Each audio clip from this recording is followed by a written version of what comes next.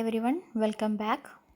In this video I am going to discuss about second part of Clostridium tetani. Okay. We already discussed some identical or unique features of Clostridium tetani in the last video, right? So in this video we can go through the remaining features of Clostridium tetani. Okay. First of all, we can discuss the pathogenicity of Clostridium tetani. Here, Clostridium tetani is the causative agent of a disease known as tetanus. This tetanus is characterized by tonic muscular spasm. Spasm means rigidity or stiffness of muscles, that is spasm.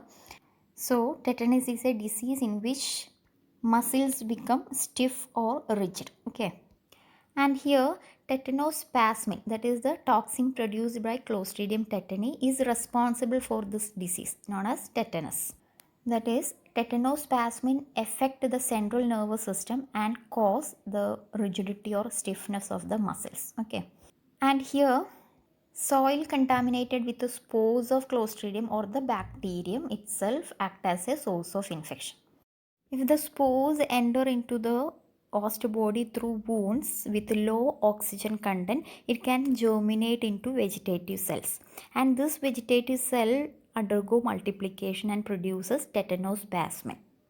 And this toxin, that is tetanospasmin, affect the central nervous system. Okay, here this tetanospasmin block the synaptic inhibition that causes uncontrolled spread of impulses. Okay, and this uncontrolled impulses causes muscle spasm or rigidity. Okay, and its incubation period is variable from 2 days to several weeks, but commonly or generally it is 6 to 12 days. Okay, that is, after 6 to 12 days symptoms are produced by the Clostridium tetani. Okay, and here the tetanus is also known as lockjaw.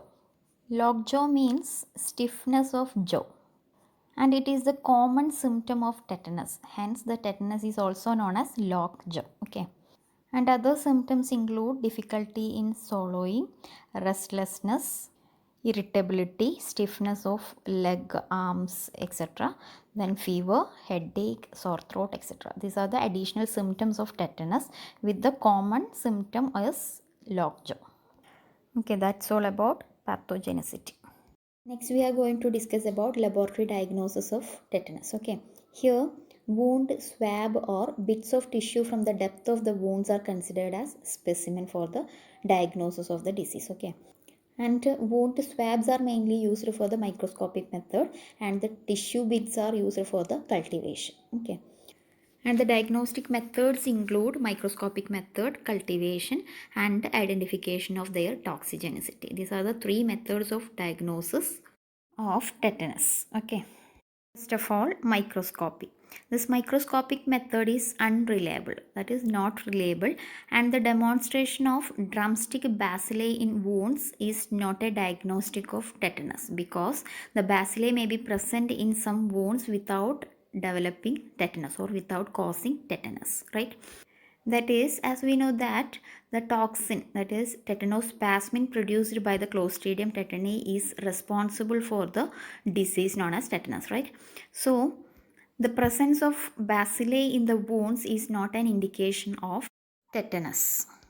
And also, it is impossible to distinguish by microscopy between Clostridium tetani and morphologically similar bacilli such as Clostridium tetanomorphum and Clostridium phenoides. Okay, that is, microscopy cannot differentiate this Clostridium tetani from the morphologically similar bacilli present in the wounds. Okay.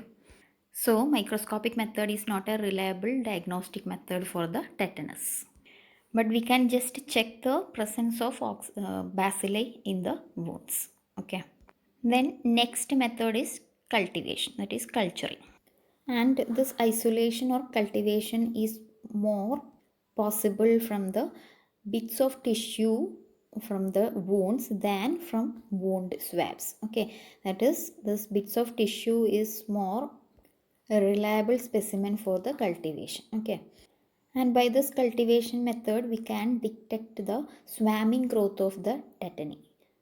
That is, we already discussed that this Clostridium tetani produces swarming growth on agar plates, right?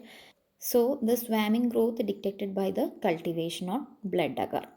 First of all, the material or the specimen is inoculated on one half of the blood agar plate and incubated for 1 to 2 days under anaerobic condition. Okay.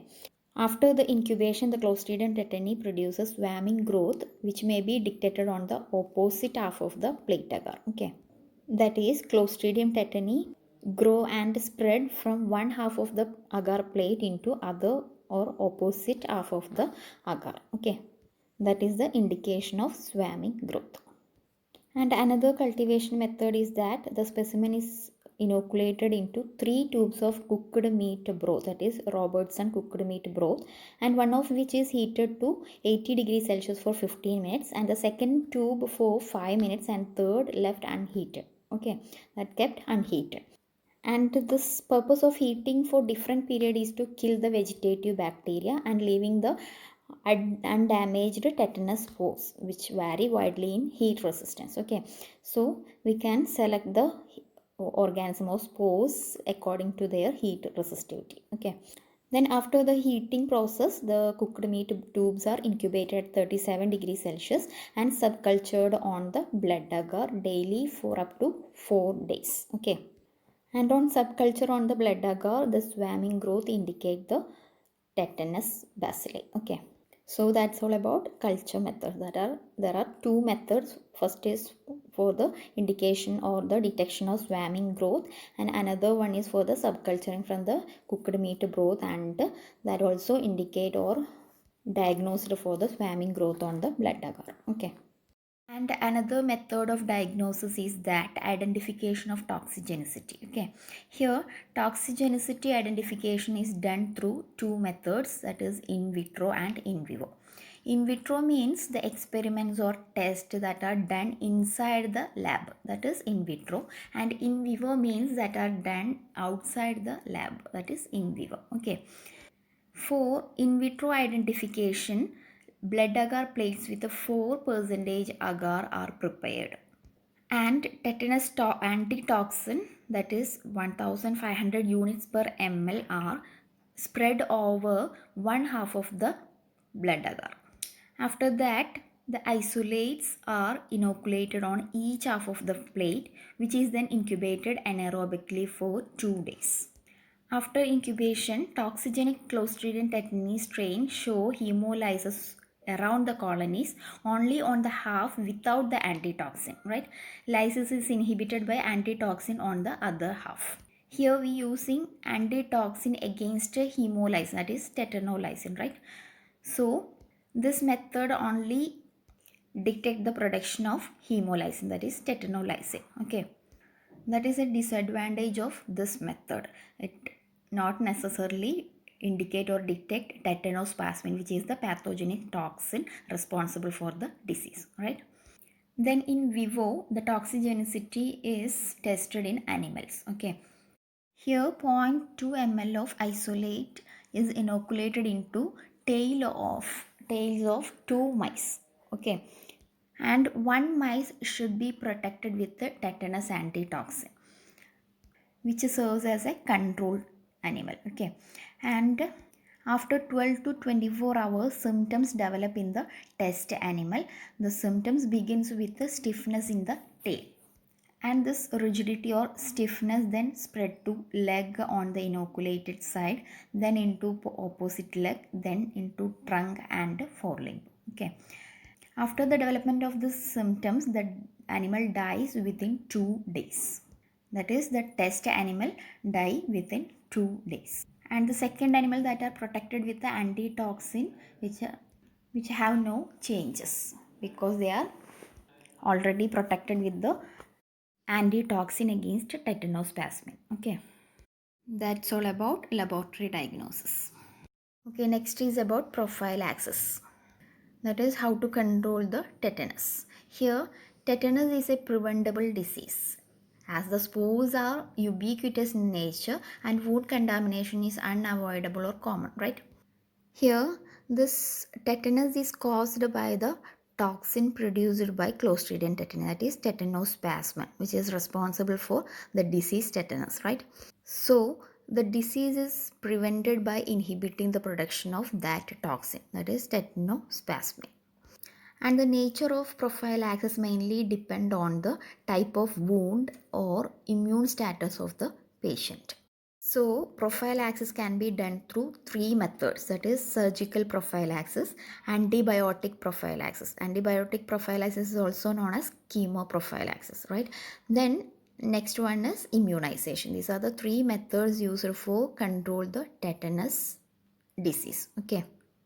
Surgical prophylaxis is the process of removing foreign bodies, necrotic tissues, and blood clots present in the wounds so as to prevent anaerobic condition favorable for multiplication of tetanus bacilli. Okay.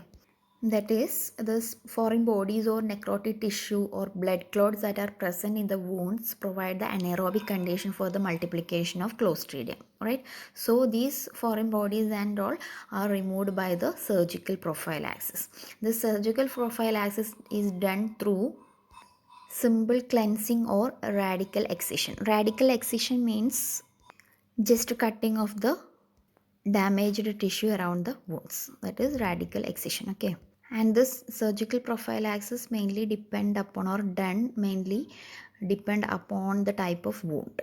And another prophylactic method is that antibiotic prophylaxis or chemoprophylaxis. Okay.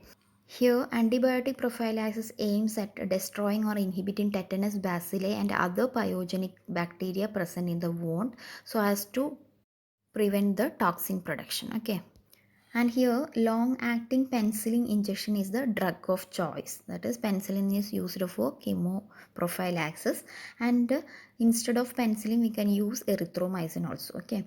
And bacitracin or neomycin may be applied locally.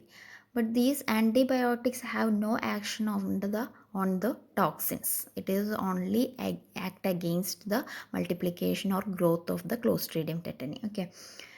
Hence, this chemoprophylaxis does not replace immunization. It is just serves as a useful adjuvant or for the inhibition of growth of Clostridium tetani. Okay. Then another prophylactic method is immunization or vaccination. Immunization is done through three methods, that is active immunization, passive immunization, and combined immunization. And here active immunization is achieved by the use of toxoids. Okay, toxoids are toxin, but their toxicity is removed by the treatment with the formaldehyde, right? But they retain their antigenicity. Okay. And here there are two type of toxoids, that is plain toxoids and adsorbed toxoids. Plain toxoids means the isolated or purified toxins are treated with the formol. Hence, available toxoids are known as plain toxoids, and adsorbed toxoids means this isolated and purified toxins are adsorbed on aluminum hydroxide or phosphate. That is known as adsorbed toxoids. Here, adsorbed toxoids is a better antigen than plain toxoids. So, active immunization is achieved by this type of toxoids, like mainly adsorbed toxoids, which is given alone or with the diphtheria toxin or pertussis vaccine as a triple vaccine. Okay. And its course of immunization consists of 3 doses, which is given intramuscularly with an interval of 4 to 6 weeks between two injection, and the third dose given 6 months later. That is, after 4 to 6 weeks of administration of first dose, administrate second dose. Okay, and the third dose given 6 months later. And a full course of immunization confer immunity for a period of at least 10 years. That is, active immunization provide immunity of 10 years. Okay, that's all about active immunization. The method is passive immunization. Here passive immunization is done by the injection of tetanus antitoxin, that is anti-tetanus serum ATS, which is prepared from hypoimmune horses and given subcutaneously or intramuscularly in non-immune persons if there is any tetanus prone injuries. Okay, that is passive immunization done in high risk persons. Okay. But here this ATS or anti-tetanus serum produces hypersensitivity reaction in human beings, and their half-life is only 7 days. That is, they provide only immunity for 7 days. So, passive immunity without the risk of hypersensitivity can be obtained by the use of human anti-tetanus immunoglobulin, that is TIG. That is the antiglobulins or antibodies that are isolated from immune human beings. Okay.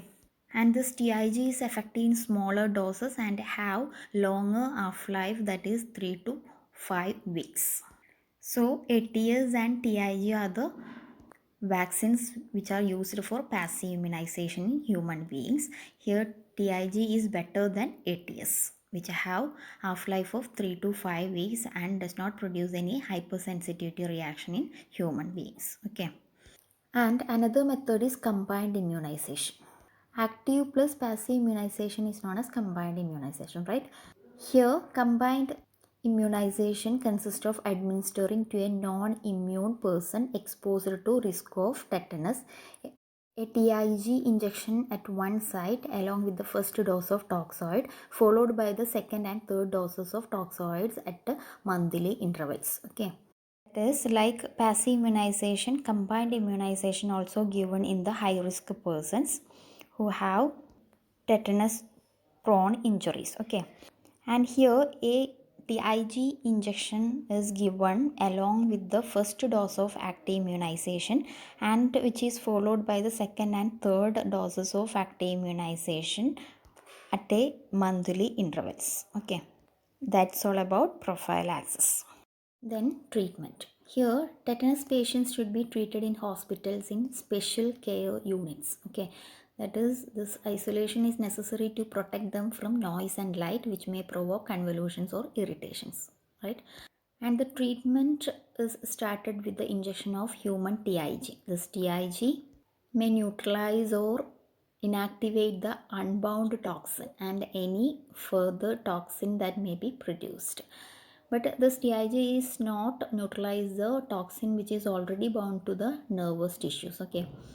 And antibacterial therapy with penicillin or metronidazole should be started and continued for a week or more. That is, penicillin or metronidazole are the drug of choice which are used for the antibiotic therapy. So that's all about the Clostridium tetani. Thank you.